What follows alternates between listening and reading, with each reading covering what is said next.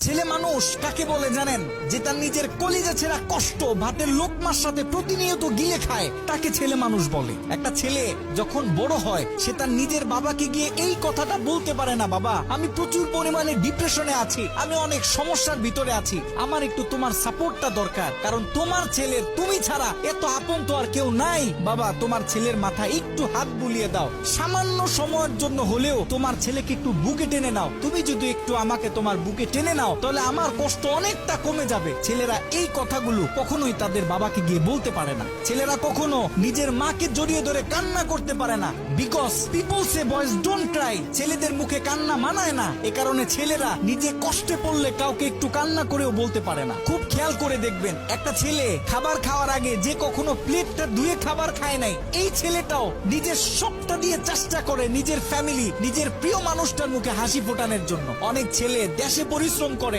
অনেক ছেলে প্রবাসে বছরের পর বছর নিজের ফ্যামিলি, নিজের প্রিয় মানুষের মুখে হাসি ফোটানোর জন্য পড়ে থাকে। দিন শেষে ছেলেদের মুখে হাসি ফোটানোর মতো কাউকে পাওয়া যায় না। আমি মনে করি boys are the best actor in the world. এই পৃথিবীতে ছেলেরা হচ্ছে সব থেকে বড় অভিনেতা, কারণ ছেলেরা নিজেদের বুকে হাজারো লক্ষ কষ্ট পুঁতে রেখেও মুখে হাসি নিয়ে চলে।